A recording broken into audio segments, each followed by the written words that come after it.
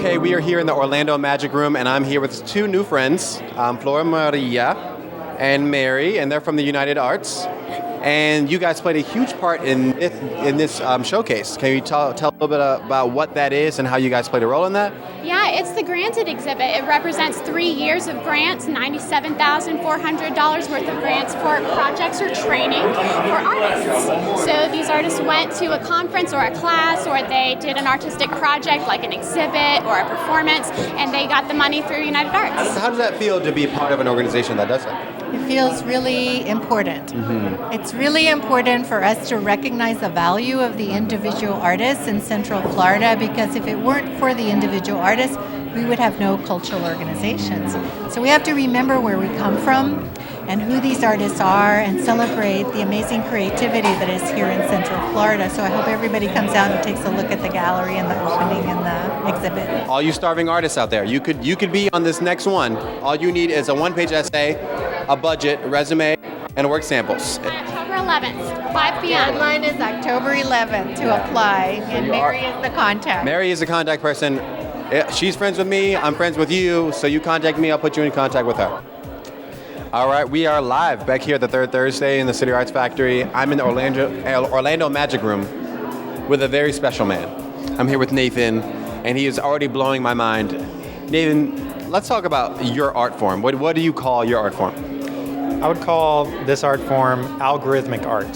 So what that means is basically an algorithm is like a simple set of steps. If you think about making a peanut butter and jelly sandwich, you've got get a piece of bread, get another piece of bread, spread some peanut butter on one, spread some jelly on the other, put it together, eat it, right?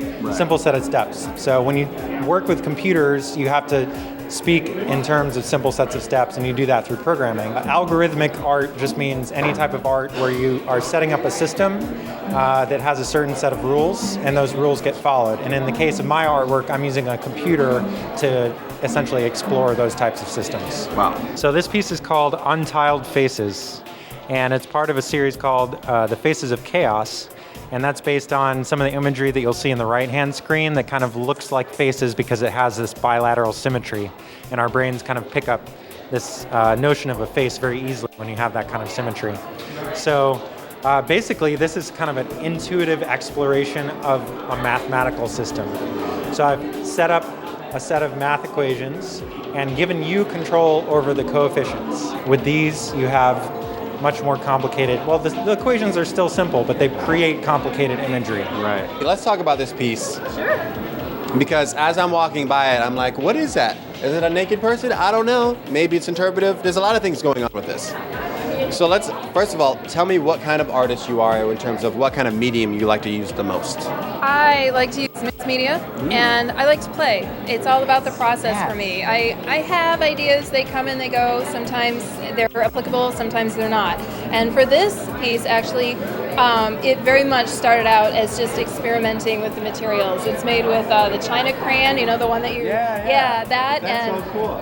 Alcohol paint, rubbing alcohol, turpentine, and I just went at it. And I started to build up the surface, and then little things started to pop up. And these little figures are rice paper, and these are old diary entries that I torched.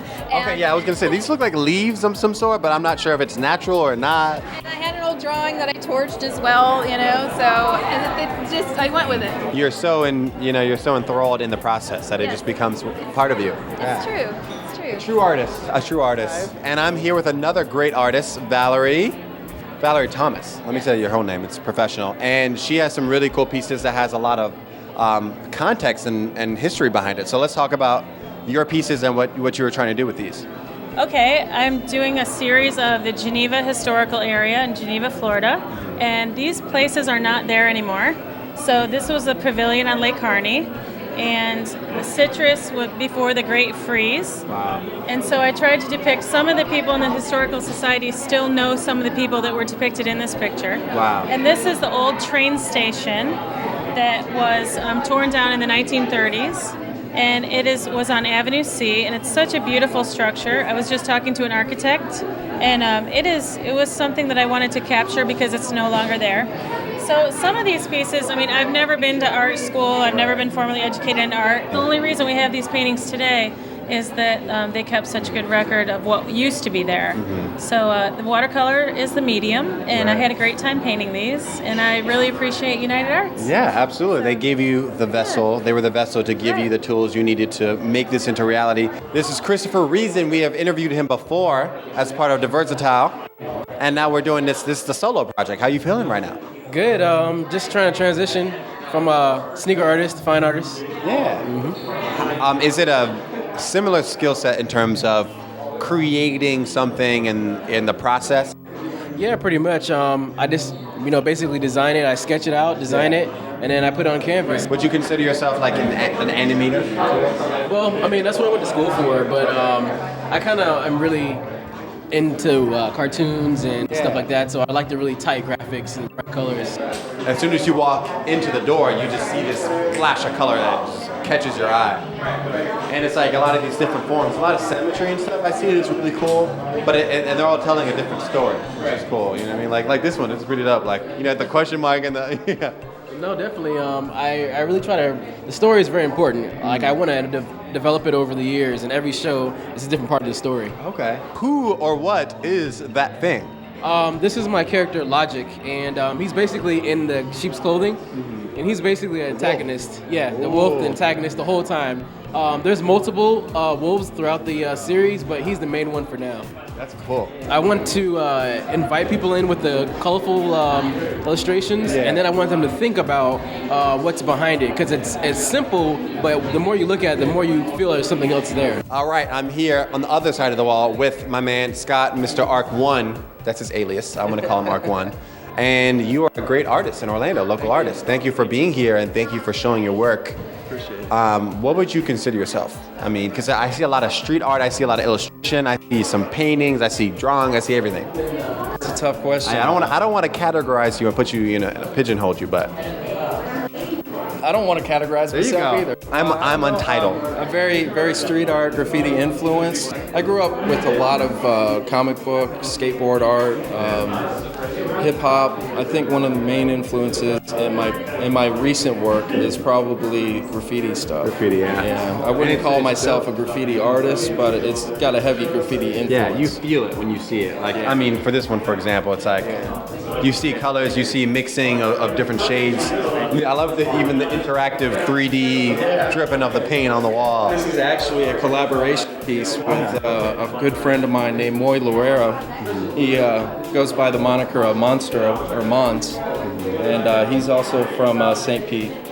But it was a very fun piece. That's probably one of my favorite pieces. Art is performance, performance is art. Art is performance. This is RV. Performance is art. He's a performer. Art is performance. He's an artist. Wait a minute. Wait. We're not performing anymore, so it's no longer art. Woo! So when does Wait a the minute. art? Art is performance. Performance is art. Art is performance. Perform is it art? Did you perform? No. Listen. Did you perform this art? Art is performance. Performance can be art. And so, if the art is performance, when does the art begin, and where does the performance end? It can be consciousness. The minute that we're conscious that it is, that's when it begins.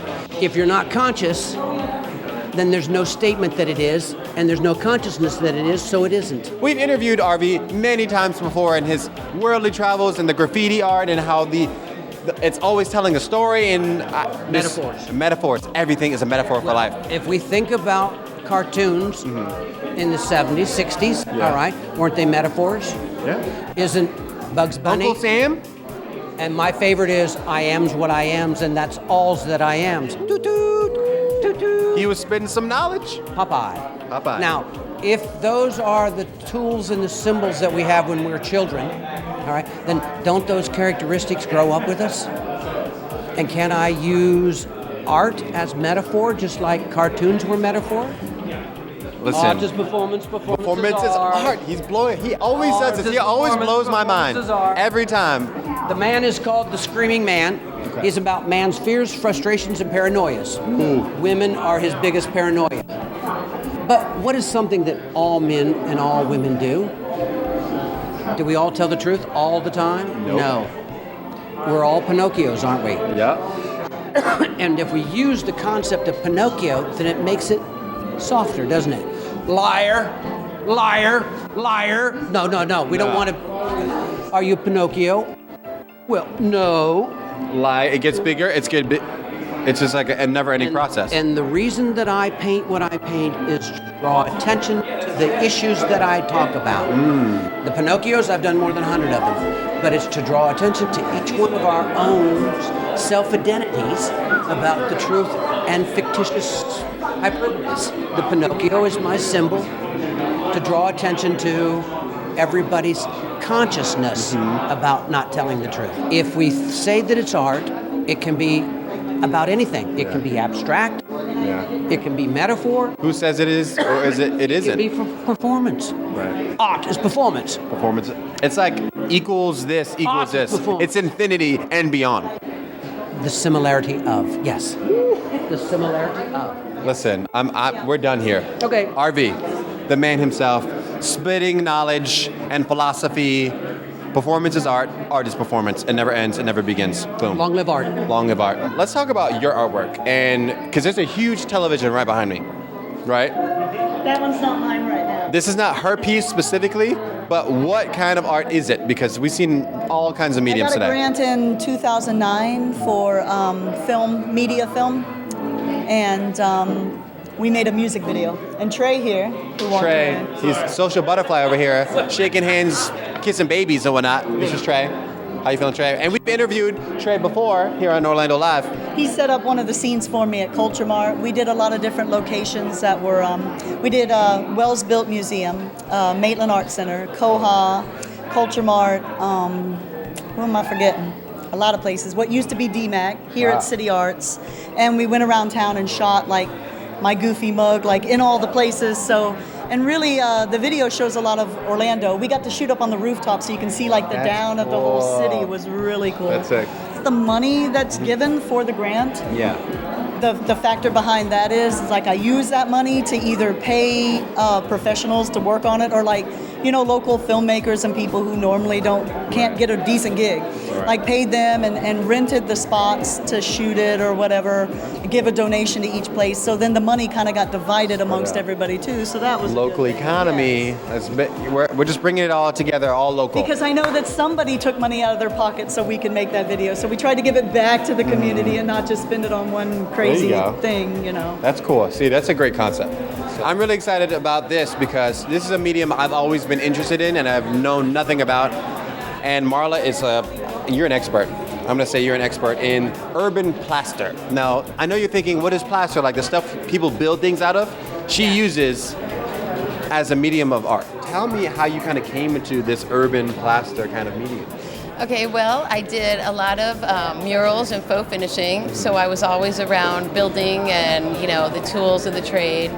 And I just started seeing the walls, and the walls had such great texture when I was doing murals, so I decided I would kind of incorporate that into my own personal art. So I started building canvases out of wood so I could, you know, put the plaster on them and texturize them almost like smaller walls. That's so cool. So you take the whole experience of like building things, but then you're able to like manipulate it in a way to make it like, because I think a lot of acrylic is cool, but it doesn't have the texture that you want it, and it kind of gives you that, I guess, the potential to do whatever you want to do. Right, to add you depth. can build it up, and as you see here, there's like a lot of depth, and you can, you know, use tools to like carve back into it, and you can texturize it while it's wet, and then after it dries, you can also go back in, and when you apply the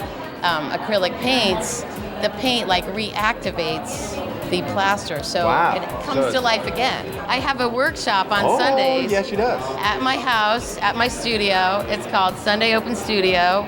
It's from 12 to 5, and it's $25. You come, I have all the supplies you need, I'll help you, and That is so awesome. it's like a big party. You can't get that anywhere.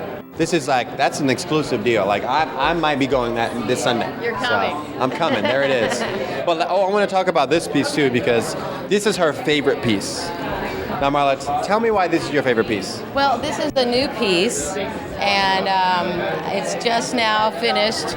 This piece was, I I usually do a lot of abstract work, and I was sketching, and I just thought I would incorporate some sketching into my piece. And so this piece is called Drawing Board, and I was inspired by Armani. There's a picture of him in the corner. This is like a cardboard, and there's like a guy surfing, and this is like a cutout from a magazine, and lots of texture. Yeah, it's an organized hodgepodge of stuff, which is really cool. And it has, you see the plan and stuff like that. It's a drawing board. It's a drawing board. And the name of the piece is Drawing Board. So it's like the practice of doing something became the piece itself. Yep. Organically. That's what happened. Thank you so much, Marla. We really appreciate you staying with us and talking with us. Yeah, thank you. She's so great. She's so great. But this is actually going to be the last interview of the night. We want to thank you guys for staying tuned throughout this whole process of Third Thursday. It's always a fun time, always great interviewing local artists and seeing what we have to offer in Orlando. And I'm happy but sad to say that this is going to be my last Third Thursday. It's going to be huge. I'm going to be around, but it's going to be my last Third Thursday.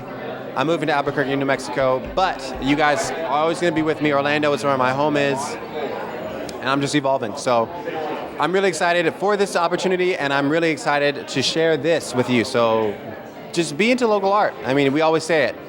Support local artists, support local community stuff. That's what Orlando Live is about. That's what I'm about. But I have to sign off now. I love you.